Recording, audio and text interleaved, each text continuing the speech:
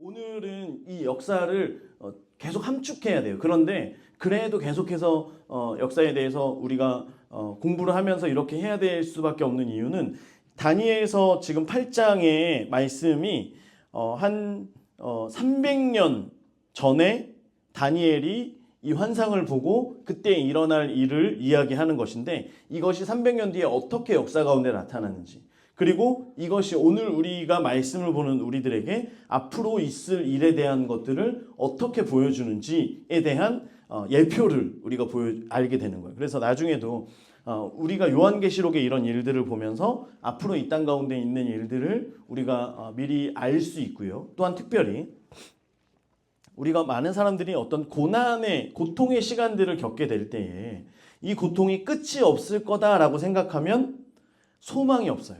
희망이 없어요. 그런데 이 고통이 끝이 있어요. 예를 들어 감기에 걸리면 3일 약 먹으면 낫습니다. 그러면 3일 동안 죽어라 하고 아파도 견딜만 해요. 왜냐하면 끝이 있으니까. 우리가 버틸만 한 거예요. 자, 오늘 말씀도 마찬가지예요. 고통의 그 터널을 지나지만 그 터널은 분명히 끝이 있다라고 하는 걸 우리가 기억한다면 앞으로 있을 여러 가지 일을, 특별히 우리의 상황 가운데에서 나의 삶 속에서도 어떤 때에는 이 터널이 끝이 없는 것 같은, 마치 굴 속으로 그냥 들어가는 것 같은 그런 때가 있을지라도 결국에는 끝이 있다라고 하는 것을 기억하면서 하나님의 때를 구할 수 있는 저와 여러분 되길 주의 이름으로 축원합니다. 자, 다니엘 7장에서는 우리가 지난주에, 이제 PPT를 띄워주세요. 다니엘 7장에서 지난주에 이제 동물들, 네 동물들에 대해서, 그쵸? 사자, 두 번째 뭐예요? 곰. 그 다음 뭐예요? 표범. 그리고 짐승. 그쵸? 여러분 항상 제가 감사한 거는 지난주에 했더라도 우리는 항상 처음 하는 것처럼 말씀을 드릴 수 있어서, 혹시 제가 지난주 말씀을 좀 잊어버려도 그래도 항상 처음 보는 느낌으로 이건 정말 하나님의 은혜인 것 같습니다.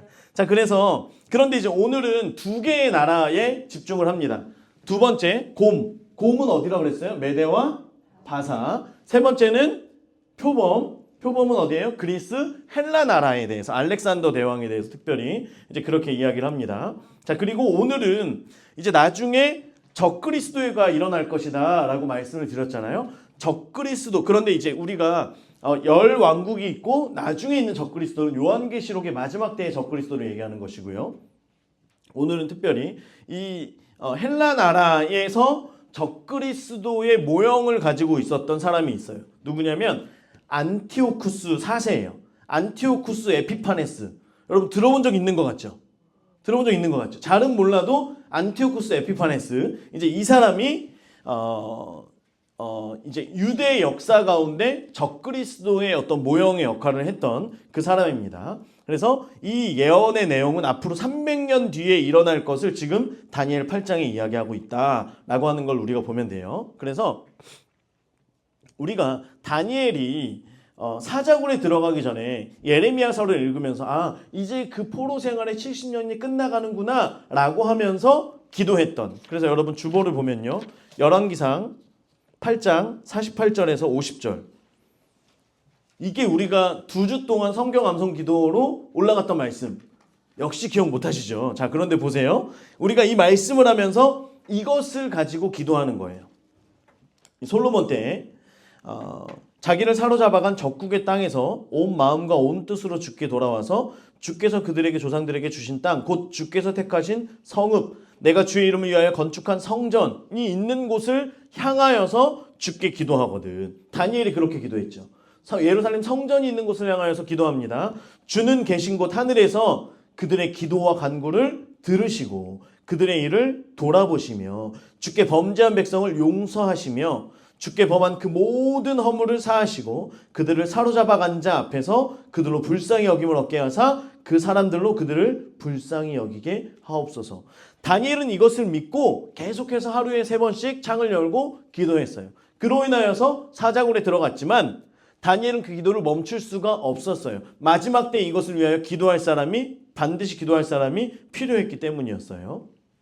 자, 그리고 지금 이제 이 말씀을 기록해 놓으면서 나중에 170년, BC 170년경에 사는 그 사람들에게도 고통 중에서도 결국에는 끝이 있다. 그 고통 가운데 당신들도 기도해라 라고 하는 메시지를 주는 거예요. 자, 1절부터 봅니다. 다니엘에게 처음 나타난 환상. 자, 이것은 7장에 있는 말씀이에요. 자, 7장 1절 봅니다. 7장 1절. 바벨론 벨사살 왕 원년에 다니엘이 첫 번째 환상을 보게 됩니다. 다니엘은 이미 많은 환상을 보아왔지만 다니엘에게 주신 예언적인 환상은 이게 첫 번째였다라고 하는 거예요. 자, 그때 7장 1절에 연도가 몇 년이에요? BC 553년. 자, 그러면 보세요. 오늘 벨사살 왕 녹색 벨사살 왕 8장 1절에 제3년 노란색 제3년 벨사살 왕 3년에 그러면 원년, 2년, 3년 그러면 오늘 8장 1절 말씀이 몇 년이 돼야 돼요? 551년이죠. 그런데 여러분 성경책에 몇 년으로 돼 있어요? 553년으로 돼 있죠. 그러면 X하고 551년경 551년경 이때 두 번째 환상이 임하게 됩니다. 두 번째 환상. 자, 그런데 첫 번째는 잠을 자다가 환상을 보았어요. 그런데 두 번째는 그냥 멀쩡히 있는데 환상을 보게 됩니다. 자, 그때 2절 내가 환상을 보았는데 내가 그것을 볼 때에 내 몸은 노란색 내 몸은 자, 이제 파란색으로 엘람 지방 또 파란색으로 수산성 마이크 효과 좀 줄여주세요. 수산성 파란색 내가 환상을 보기는 을레 강변 을레 강변 파란색으로 치시면 돼요. 자, 지금은 이제 꿈을 꾸고 다음에 2년이 지난 뒤에 두 번째 환상을 보는데 이때는 멀쩡히 있는데 환상이 눈앞에 막 보여지는 거예요.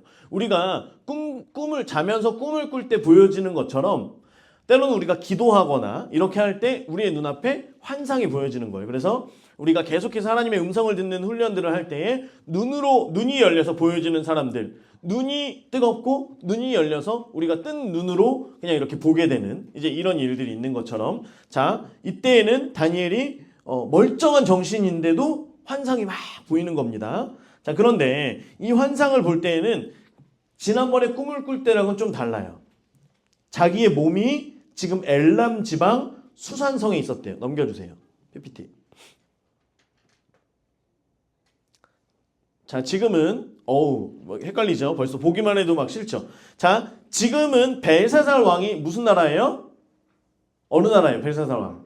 바벨론이에요. 바벨론 나라인데 수산은 어디냐면 여기에요. 여기. 자 바벨론 수도가 여기 있어요. 수산까지는 350km예요. 350km. 그런데 지금 벨사살 왕 때는 바벨론 나라의 다니엘도 역시 어디에 있어요? 바벨론에 있습니다. 그렇죠? 그리고 수산은 나중에 페르시아 때의 수도의 한 지역입니다. 페르시아 때의 수도예요. 바사 왕국의 수도예요. 자 그러면 지금 다니엘이 자기 몸은 원래대로라면 자기 몸이 엘람 지방에 있으면 안 돼요. 하나 더 넘겨주세요. 저기 엘람 지방인데 하나 넘겨주세요.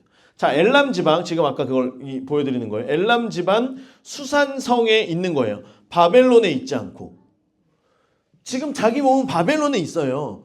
그런데 그 환상 중에 내 몸이 지금 어디가 있대요? 엘람 지방 수산성에 있대요. 자 엘람 지방 수산성 성이 여기 있고요. 그리고 여기 보면 여기가 을레 리버 여기가 을레강이에요.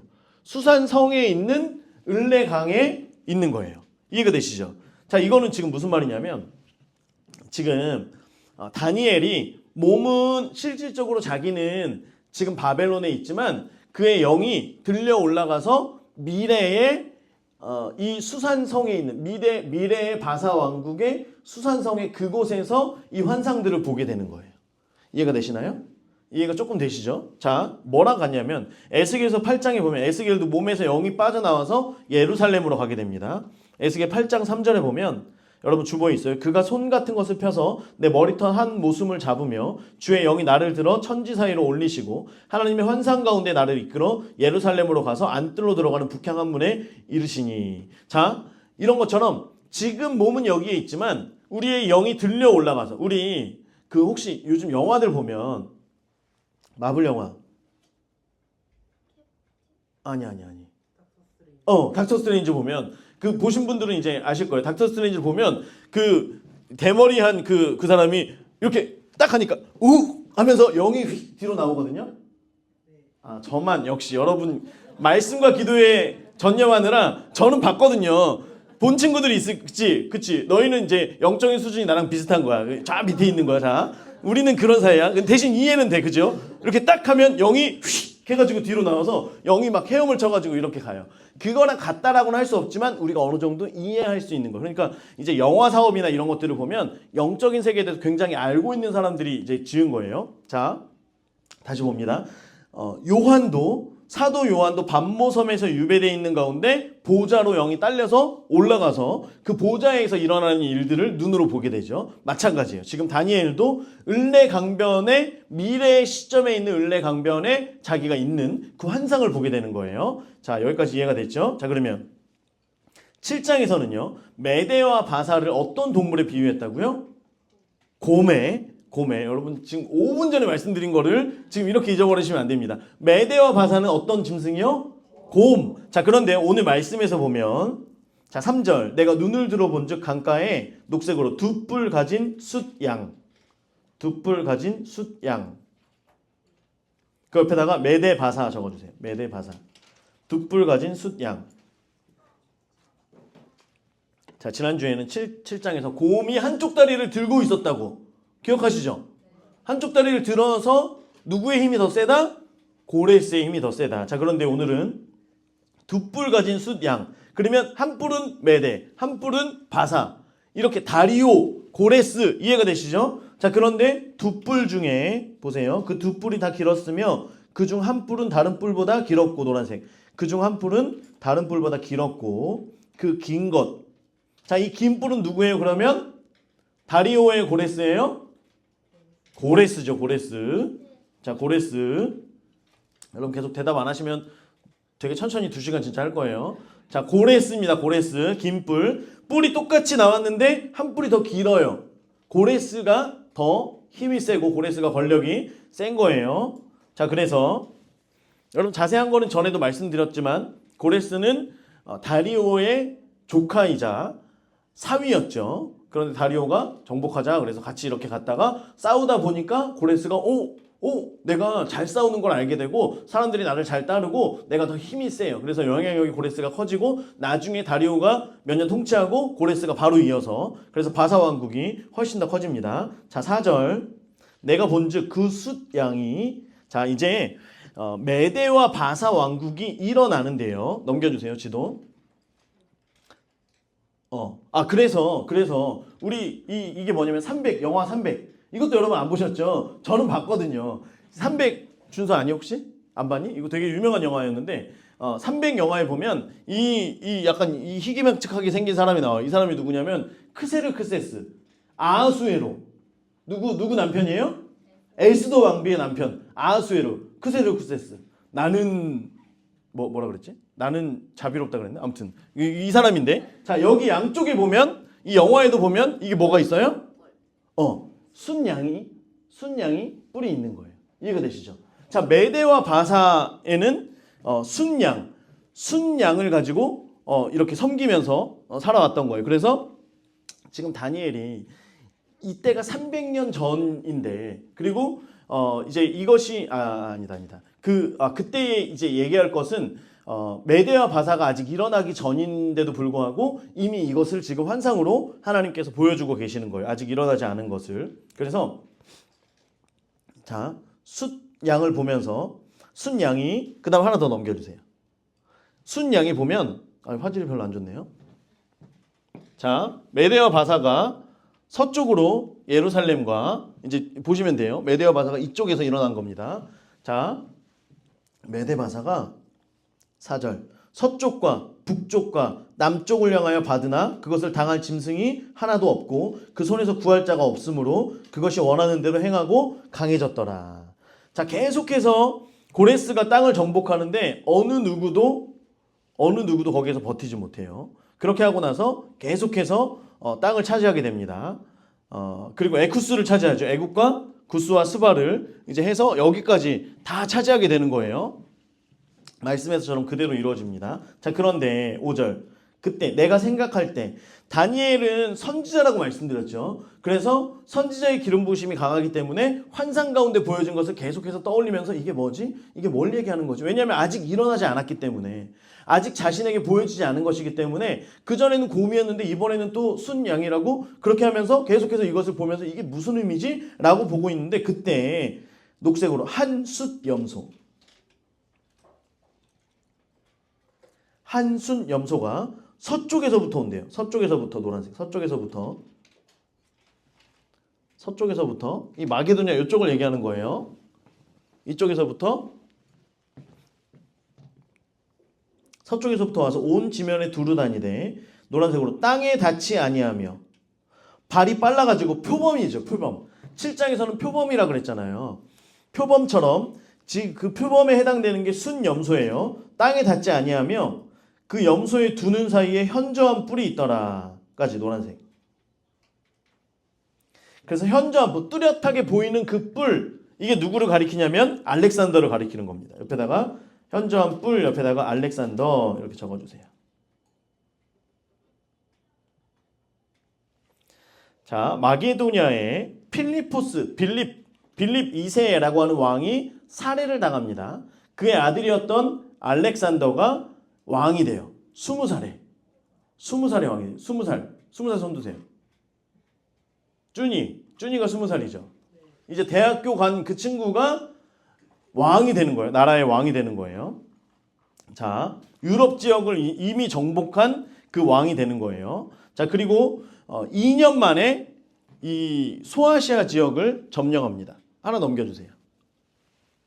자, 이거는 이제 나중에 지도인데 마게도냐에서 내려와서 소아시아 지역을 다 점령을 하게 됩니다. 그리고 나서 이게 이 화살표가 있거든요. 길이. 그 다음 이쪽을 에쿠스를 먼저 타야 될 거 아니에요. 그래서 에쿠스 지역을 점령을 하는 거예요. 그리고 나서 이 바벨론 지역을 메데바사 지역을 전체를 점령을 하기를 시작합니다. 그런데 이 점령의 총 기간이 12년밖에 걸리잖아요. 12년. 굉장히 빠르죠. 굉장히 빠른 거예요. 그래서 발이 닿지 않을 만큼 정복 속도가 빨랐다. 그래서 땅에 발이 닿지 않았다.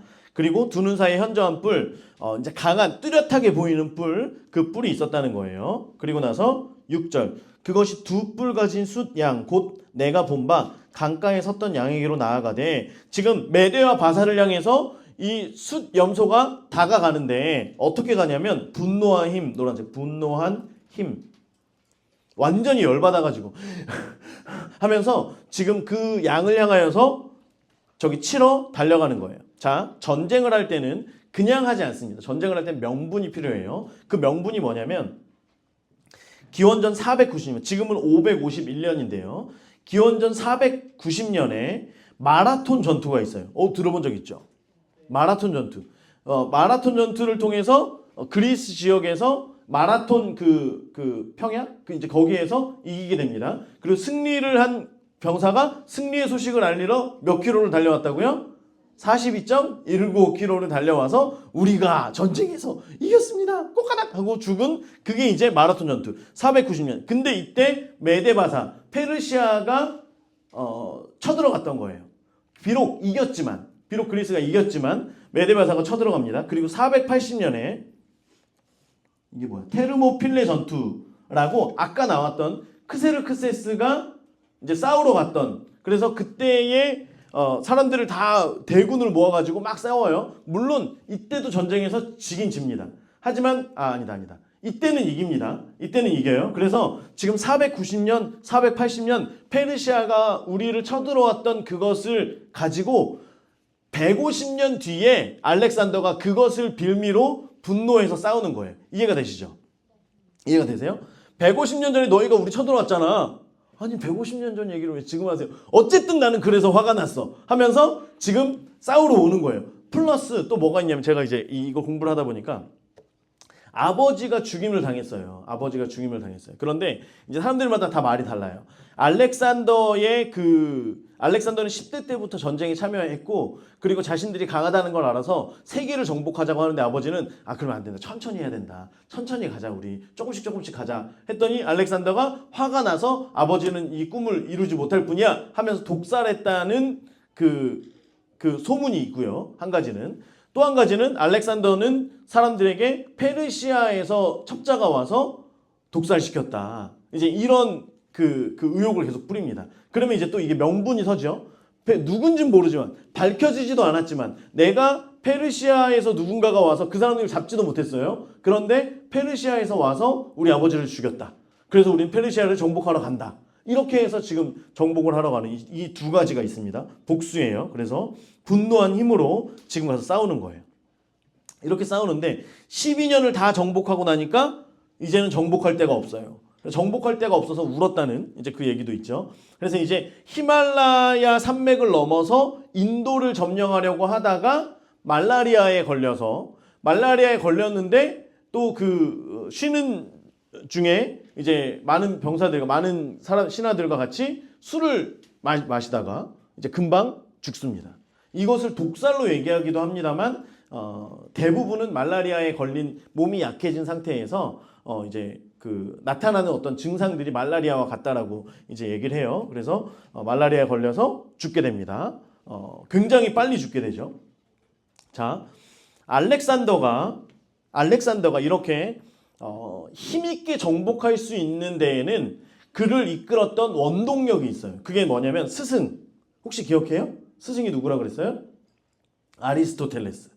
스승이 아리스토텔레스라고 말씀드렸죠. 그래서 아리스토텔레스는 헬라어가 가장 정교한 언어이고 헬라의 문화를 전파해야 된다라고 하는 걸 어렸을 때부터 알렉산더에게 세뇌시켰어요. 그래서 알렉산더는 헬라 문화를 가지지 않으면 모두 다 야만이야 라고 하면서 헬라 문화를 전파해야 되는 그런 어떤 사명을 가지고 있었어요. 알렉산더에게는. 그래서 로마서 1장 14절에 보면 뭐라고 기록되어 있냐면, 바울이 헬라인이나 야만인이나 지혜 있는 자나 어리석은 자나 다 내게 빚진 자나, 그래서 헬라인 아니면 다 야만인이라는 거예요. 이게 이해가 되시죠? 왜 그렇게 말했는지. 이 당시에 헬라 문화를 가진 사람, 헬라 글을 읽을 수 있고 헬라 문화에 있는 사람들은 다 지성인이고 무언가 대단한 사람들이고, 그렇지 않으면 모두 다 야만인인 거예요.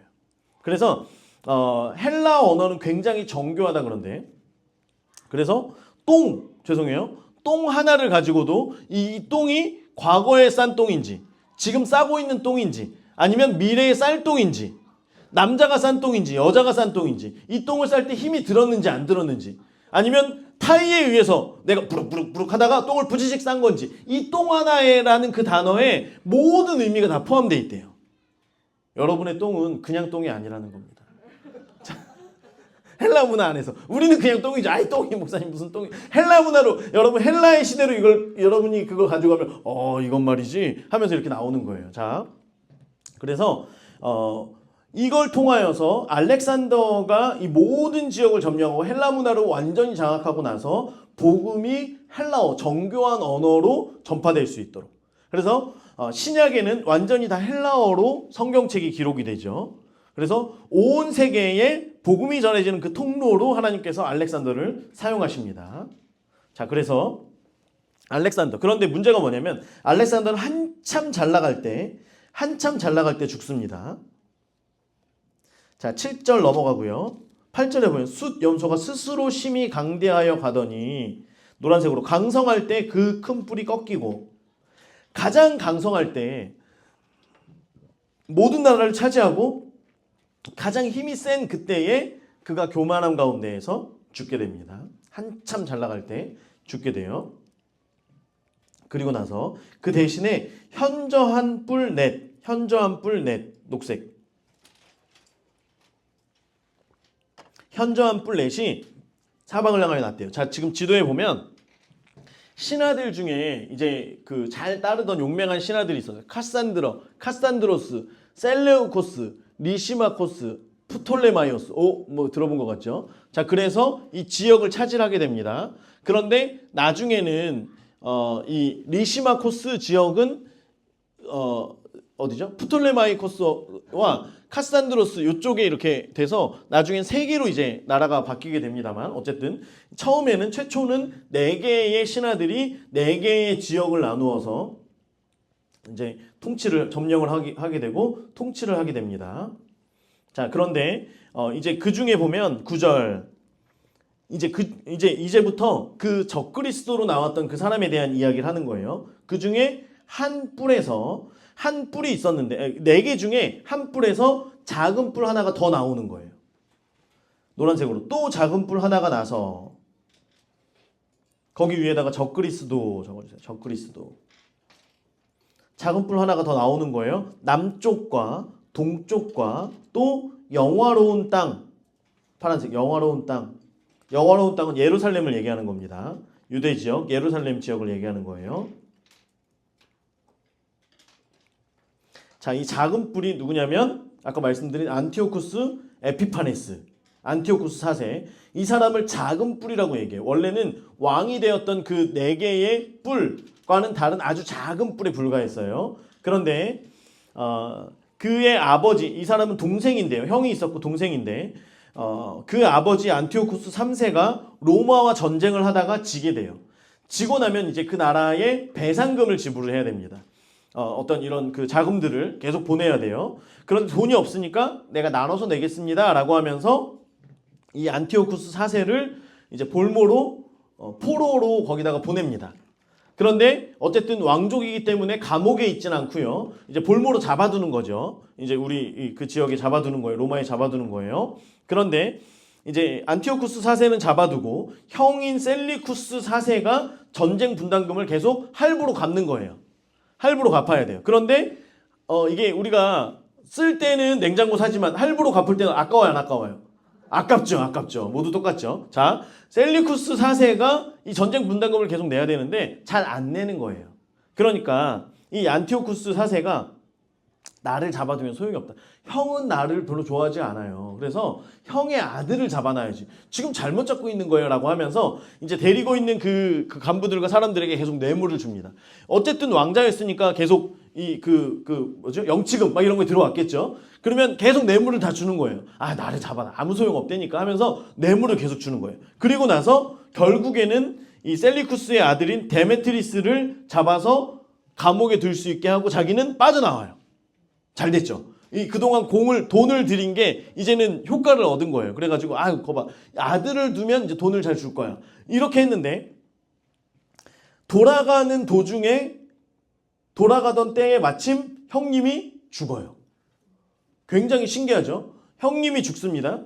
형님이 죽고 자기가 원래는 아들이 되는 건데 장자의 아들인 그 친구가 돼야 되는데 지금 잡혀 있잖아요. 그러니까 자기가 대신해서 왕이 되는 거예요. 그런데 지금 명분이 이게 말이 안 되잖아요. 명분이 없이 자기가 왕이 돼버린 거예요. 그러면 다시 데리고 와서 그 아들을 데리고 와서 왕을 세워야지. 자기가 그냥 왕이 된 거예요. 그러니까 주변에 있던 지금 이때는 헬라의 알렉산더가 이 나라들을 이렇게 주고서 그래도 뭔가 서로 교류가 있었고 헬라 문화권 안에서 그래도 뭔가 왕래가 있었던 때인데 다른 나라들이 이걸 인정하지 않는 거예요. 안티오쿠스 에피파네스를 안티오쿠스 3세를 인정을 하질 않는 거예요. 그러니까 이 안티오쿠스가 열이 받아서 반대하는 사람들을 다 죽이기를 시작합니다. 그런데 프톨레마이오스 애굽 왕조에 있는 프톨레마이오스 왕조에 지금 예루살렘이 속해 있었어요. 그래서 예루살렘도 역시 이것에 대해 반대를 합니다. 반대의 목소리를 높이죠. 그랬더니 이제는 이스라엘 사람들도 예루살렘까지 쳐들어와서 이스라엘 사람들로 치게 됩니다. 그러면서 문제가 뭐냐면 자, 이제 지금 9절까지 했죠, 우리가.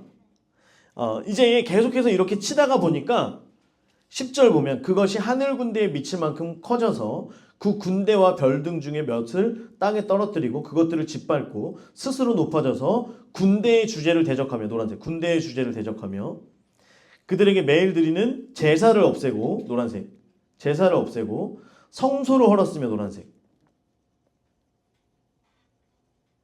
자, 그 옆에다가 이게 BC 171년에서 165년까지예요. 예루살렘에 왔어요. 다른 데는 이제 다 좀 이렇게 반대하는 사람들을 다 죽이고 이렇게 하면서 사람들로 하여금 자기를 따르게 했는데 이 예루살렘에는 항상 문제가 뭐냐면 여기는 유일신 사상이에요. 유일신 사상. 다른 데는 가서 제우스 신상을 놓으면서 너희들이 섬기면서 제우스도 같이 섬겨. 제우스가 가장 큰 신이야. 알았어? 라고 하면 오케이 다 끝났어요. 그런데 예루살렘에는 제우스의 신상을 놓은들 이 예루살렘 사람들이 제우스를 섬겨요? 안 섬겨요? 안 섬겨요. 그래도 우리는 유일신 사상입니다. 라고 하면서 이 사람들이 버티기 시작합니다. 그래서 예루살렘 성 안에 있는 10만 명을 죽입니다. 그 당시에 50만 명 정도의 사람들이 있었다라고 남녀노소 다 합쳐서. 그런데 10만 명, 5분의 1가량을 죽이고요. 그 중에 4만 명을 포로로 잡아가서 다른 나라들에 다 팔아버려요. 이때가 171년이고 말씀드린 것처럼 165년까지 계속 핍박이 이어지는데요. 어떤 핍박들이 이어지냐면 여기 보면 군대의 주제를 대적하면 하나님을 대적해서 제사를 못 드리게 합니다. 하나님께 제사를 드리면 다 죽여요. 그리고 성소를 헐었다라고 하는 건 성소를 무너뜨렸다는 게 아니라 그 성소 안에다가 제우스 신상을 세워버립니다. 성소, 법궤가 있는 곳 안에다가 제우스의 신상을 세워버려요. 그렇게 하면서 제우스를 섬기지 않으면 다 죽여버립니다. 다 죽여버려요. 왜냐하면 이유에 대해서 이제 12절 옆에다가 이유 적어주세요. 이유.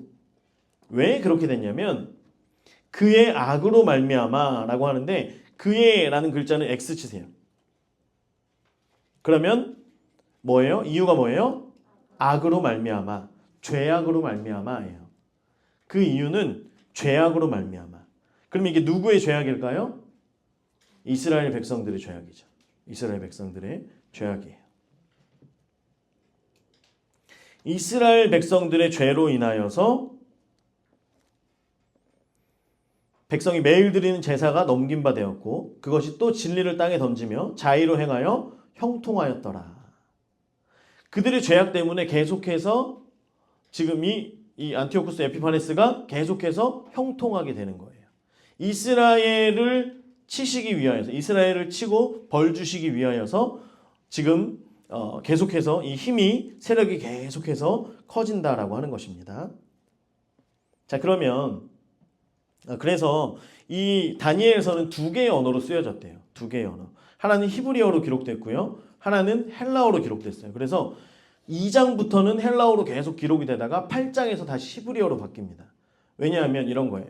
저희가 예전에 이제 공부하면서 이렇게 결혼하고 공부하면서 있을 때 이제 생활비가 많이 없잖아요. 그런데 카드가 있으니까 가서 카드를 긁어요. 그런데 카드의 한도가 안 되면 이제 점원이 뭐라고 얘기할까요?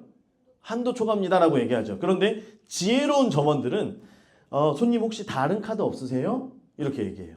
저는 처음에 그게 무슨 말인지 몰랐는데 저를 창피하지 않게 하려고 혹시 다른 카드 있나요? 이거 잘 안 되네요. 이런 식으로 살짝 얘기를 그러면 저도 한두 번 경험하고 나니까 이제 알아요. 그래서 그러면 다른 카드가 없으면 이제 뭐 물건을 뺀다든지 뭐 이제 이렇게 하면 되는 거예요. 그런데 꼭 그런 사람이 있어요. 이거 카드 한도 초과라고 그러면서 이걸 막 들면서 한도 초과된 걸 나한테 주면 어떻게 하냐고. 지금 뒤에 사람들 줄 서고 바쁜데 어떻게 하냐고. 그럼 얼마나 창피한지 그냥 당장 그냥 나오고 싶을 정도로 너무 창피할 때가 있어요. 그런데 이게 같은 거예요. 이 당시에 헬라어로 이것을 기록해 놓으면 사람들이 이걸 보고 알아요. 이게 예루살렘, 이스라엘, 유대 민족들의 죄악 때문에 이 일들이 벌어졌구나 라고 하는 걸 사람들이 알 수 있어요. 그런데 그게 아니라 히브리어로 기록해서 이스라엘 사람들만 보면 조용히 이들이 보면서 이 다니엘서의 이걸 마치 다니엘이 예레미야서를 보면서 자기가 70년의 그 시간을 알았던 것처럼 이후에 150년, 300년 뒤에 있는 이 사람들이 이 다니엘서를 내가 기록한 다니엘서를 읽을 때에 다니엘이 헬라어로 기록하지 않고 히브리어로 기록하면서 이것을 사람들이 보면 히브리 사람들, 이 사람들은 이걸 보면서 이게 그런 의미였구나. 우리의 죄악 때문에 이런 일들이 지금 일어나는 거구나 라고 하는 걸 역사와 같이 맞물려서 보면서 알 수 있어요? 없어요? 있다는 거예요. 그러니까 히브리어로 이렇게 기록해 놓은 거예요. 그래서 왜 하나님의 성전에 자기들의 그 우상을 갖다 놨는지, 왜 돼지고기를 바치게 하는지, 왜 제사를 못 드리게 하고 성경을 찍고 할례하면 심지어 죽이는, 할례한 사람들이 있으면 다 죽이는 거예요. 이 일들을 왜 했는지, 우리의 죄 때문이었구나. 역시 하나님께서 지금 나라를 세우시고 하나님께서 하나님의 능력과 지혜로 사람을 세우시고 사람을 패하게도 하시고 왕을 세우기도 하시고 패하게도 하시고 이 일들을 하나님께서 하시는 거였구나. 우리가 지금 벌을 받고 있는 거였구나 라고 하는 걸 알게 하시고, 그래서 하나님은 원래 능력이 있는 분이시잖아요. 그럼에도 불구하고 지금 도와주지 않으시는 이유가 뭐예요? 오늘 읽을 그 성경 암송기도 46차의 말씀 이사야서 59장 1절과 2절 함께 읽어봅니다. 시작. 여호와의 손이 짧아 구원하지 못하심도 아니요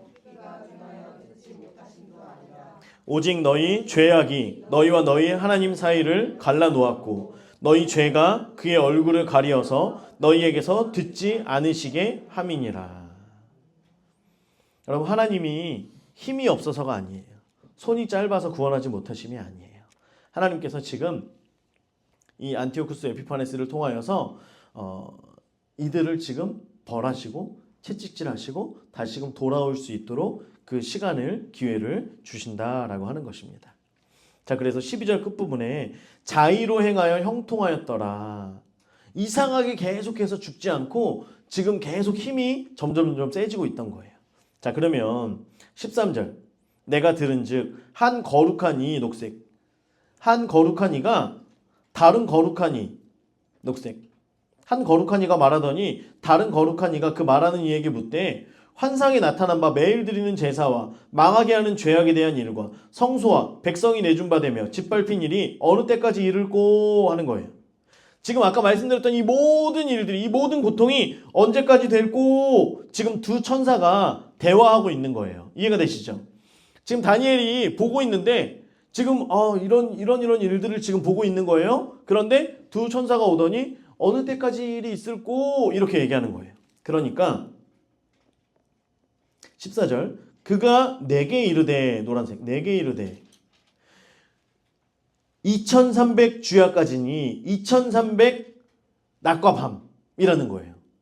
이해가 되세요? 자, 두 천사가 서로 대화를 하고 있어요. 막 대화를 하고 있습니다. 그런데 어느 때까지 이르고 하니까 갑자기 천사가 다니엘을 이렇게 보더니 다니엘에게 갑자기 얘기를 하는 거예요. 이해가 되시죠? 다니엘은 옆에서 그냥 보고 있었는데 갑자기 둘이 얘기하다가 다니엘을 쳐다보더니 나를 향하여서 지금 얘기를 하고 있는 지금 이 상황이 생기는 거예요. 다니엘도 지금 너무 사실 궁금했겠죠. 그 다니엘에게 지금 천사가 얘기를 해주고 있는 거예요. 2300번의 낮과 밤. 자, 이것을 날짜 그대로 2300날, 2301 이렇게 하면 6년 반이 되고요. 줄여서 이것을 2300번의 낮, 그러니까 반으로 줄이면 1150번, 1150번의 낮, 1150번의 밤 이렇게 하면 3년 반 정도가 되는 거예요. 이해가 되시죠? 그래서 7년 또는 3년 반이 되는데 역사적으로는 지금 7년입니다. 왜냐하면 6년 4개월, 165년에 끝났기 때문에 6년 4개월로 끝나는 거예요. 그래서 안티오쿠스 에피파네스가 난리를 치지만 6년 반 정도, 7년 정도에 끝나는 거예요.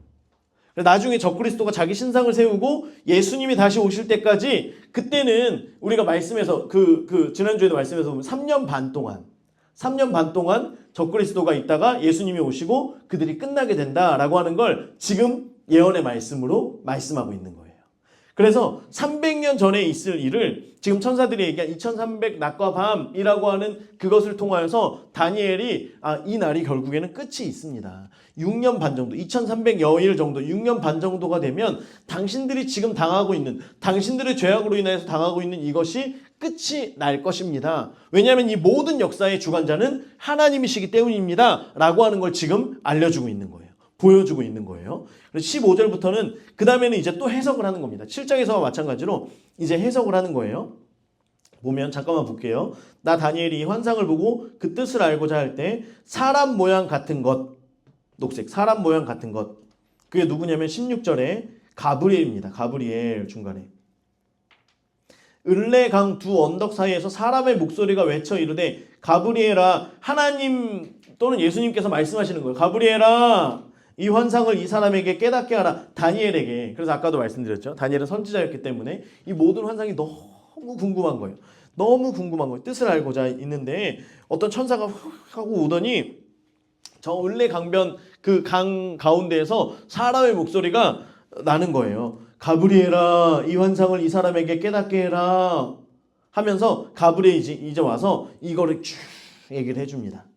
자, 그가 내게 말할 때 18절, 보면 17절에 그가 나올 때 내가 두려워서 얼굴을 땅에 대고 엎드림에, 노란색, 두려워서 얼굴을 땅에 대고 엎드림에 그가 내게 이르되 인자야 깨달아 알라, 이 환상은 정한 때의 끝에 관한 것이라. 하나님께서 정하신 끝에 대한 이야기다 라고 하는 거예요. 그가 내게 말할 때, 가브리엘이 말할 때 내가 얼굴을 땅에 대고, 노란색으로 내가 얼굴을 땅에 대고 엎드려 깊이 잠들매, 이게 뭘까요? 입신한 거예요. 입신. 이해되시죠? 여러분 입신 들어본 적 있으시죠? 네, 많은 분들이 은혜를 받다가 입신에서 후루룩 하면서 기절한 것처럼 이렇게 해가지고 잠들어 있는 것처럼, 지금 그 임재와 그 천사가 말하는 그것이 너무 두려워서 얼굴을 땅에 대고 엎드렸는데 가브리엘이 지금 얘기를 하고 있는데 다니엘은 그 임재가 너무 강해서 입신해버린 거예요. 그러니까 그가 나를 어루만져 일으키는 거예요. 가브리엘이 정신 차려라, 다니엘아 정신 차려라, 일어나라, 이렇게 지금 하는 거예요. 이해되셨죠?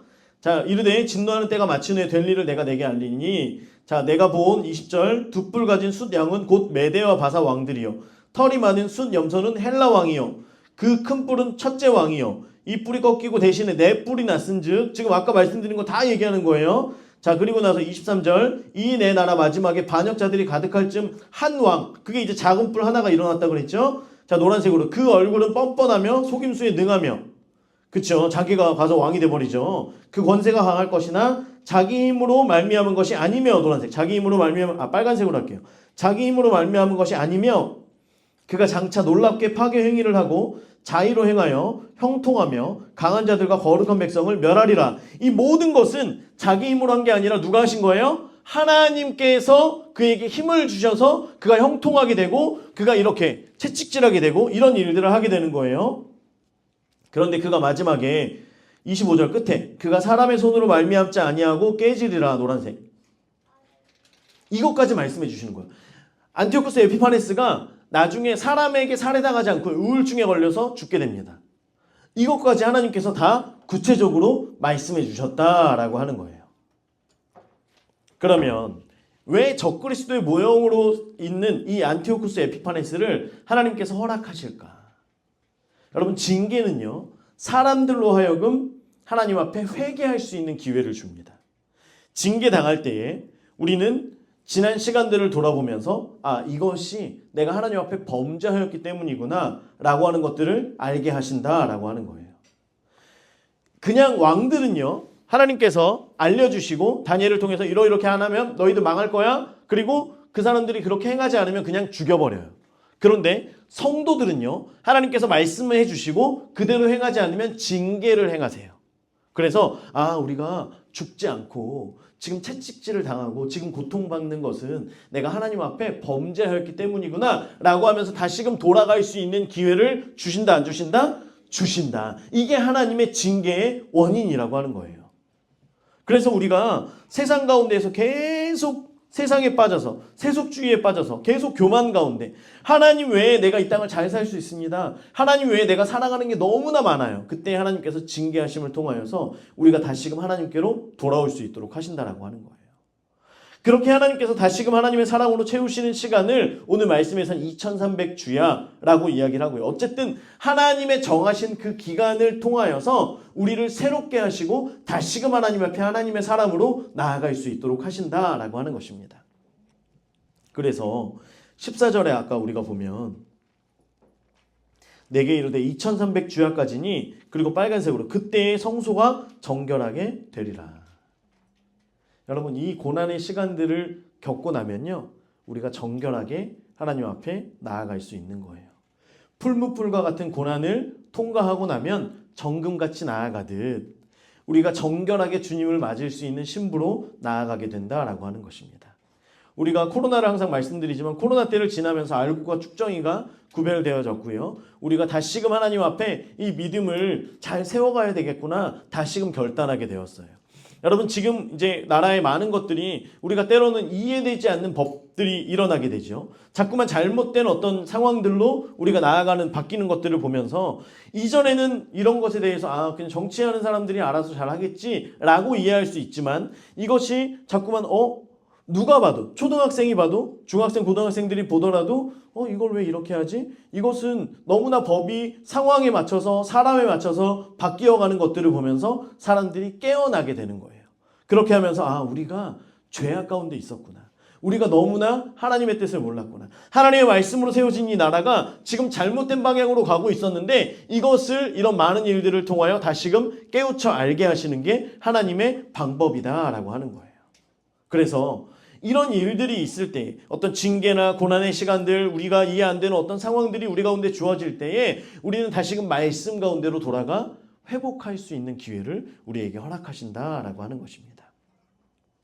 그래서 마지막 때가 올수록 성도들이 고난을 당하면서 내가 하나님으로부터 너무 떠나 있었구나. 내가 하나님의 말씀을 너무 멀리하고 있었구나.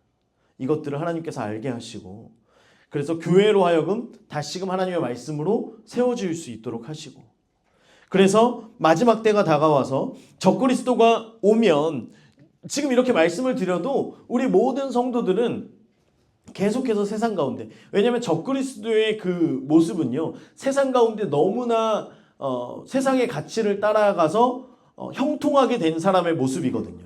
적그리스도는 그가 온 세상 가운데 자기의 신상을 세우고 물론 이때는 제우스의 신상이지만 나중엔 자기 신상을 세우죠. 자기 신상을 세우고 거기에 절을 하면 돈을 주고 거기에 절하는 사람들만 명예를 얻을 수 있고 거기를 그 온전히 세상을 향하여 따라가는 사람들만 세상에서 살아갈 수가 있는 거예요. 그러면 많은 사람들이 그렇게 하죠. 왜 그렇게 안 하겠어요?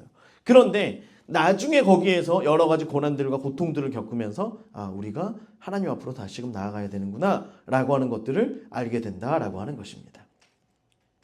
적그리스도가 가지고 있는 모든 영광과 권세를 많은 사람들이 따라가는 거예요. 하지만 하나님께서는 성도들을 향하여서 타협하지 않는 사람들, 타협하지 않는 세대들을 이 땅 가운데 세우시고 그런 세대들이 하늘을 바라보면서 하나님의 때에 하나님의 주권이 하나님의 능력과 지혜가 이 땅 가운데 임함을 우리가 기억하며 다니엘 때 이 말씀 가운데 또한 이전에 바벨론 포로 가운데서 70년 만에 다시금 고레스를 통하여 돌아갔던 이 많은 시간들을 우리가 보면서 하나님의 역사와 하나님의 그 말씀하신 통치가 지금 적그리스도가 일어나는 마지막 때에도 동일하게 일어나는구나. 그러면 3년 반의 시간들이 끝나고 나면 우리 주님 다시 오시겠구나. 주님이 다시 통치하시는 천년 왕국이 이 땅 가운데 이루어지겠구나 라고 하는 걸 역사 가운데에서 적그리스도의 모형인 안티오쿠스 에피파네스를 통하여서 우리 가운데 보여주고 계신다라고 하는 것입니다. 여러분 역사의 마지막 때에 적그리스도가 반드시 일어날 거예요. 우리가 볼 때 왜 적그리스도 같은 사람이 일어나서 유대인들이 이때 많은 사람들이 죽게 되고 많은 사람들이 고통을 당하게 되고 나중에도 적그리스도가 나중에 마지막 때에 일어나면 분명히 환란이 올 것이라고 말씀하시는데 어느 누구도 사실 우리 환란을 겪고 싶지 않잖아요. 그런데 적그리스도를 일어나게 함을 통하여서 결국에는 그가 때가 되면 하나님 앞에 무너짐을 통하여 하나님이 처음부터 마지막 나중 되시는 하나님이시구나. 하나님께서 이 모든 역사의 통치자 주관자가 되시는구나. 그 모든 능력과 지혜가 하나님으로부터 오는 것이구나 라고 하는 것을 그가 적그리스도가 갑자기 꼴까닥 하고 그냥 죽거든요. 이것을 통하여서 하나님께서 알게 하신다라고 하는 것입니다. 여러분 이 땅에 어떠한 세력도 어떠한 권세도 어떠한 능력도 하나님의 주권 아래에 있음을 우리가 기억하면서 하나님의 영원하신 통치 아래에 있습니다. 하나님은 영원하신 분이십니다. 지금도 우리를 통치하시고 다스리시며 모든 역사의 주관자 되셔서 마지막 때에도 또한 그렇게 하실 것입니다 라고 하는 그 믿음을 그 신앙을 지금 우리 가운데 다니엘서를 통하여 말씀하고 계시다라고 하는 것입니다. 여러분 그래서 우리가 말씀에서 말씀하시는 대로 이게 목사님 2000년 전 3000년 전 그 말씀을 가지고 뭘 우리가 지금 이 말씀을 보겠습니까가 아니라 이 말씀대로 오늘 우리 가운데도 하나님의 통치가 하나님의 역사가 임함을 우리가 기억하며 우리가 그러면 결국에 구속사의 역사 천하 만민이 복받는 대로 돌아오게 하는 그 하나님의 말씀 가운데 우리가 수종드는 자로 이 땅에 우리를 부르신 그 부르심 가운데로 나아가서 거기에 열심히 말씀대로 행하며 그 말씀에 순종하며 살아갈 때에 다른 사람들까지 옳은 대로 돌아오게 하는, 그래서 궁창의 빛과 같이 빛날 수 있는 지혜자들, 저와 여러분 될 수 있기를 주의 이름으로 축원합니다.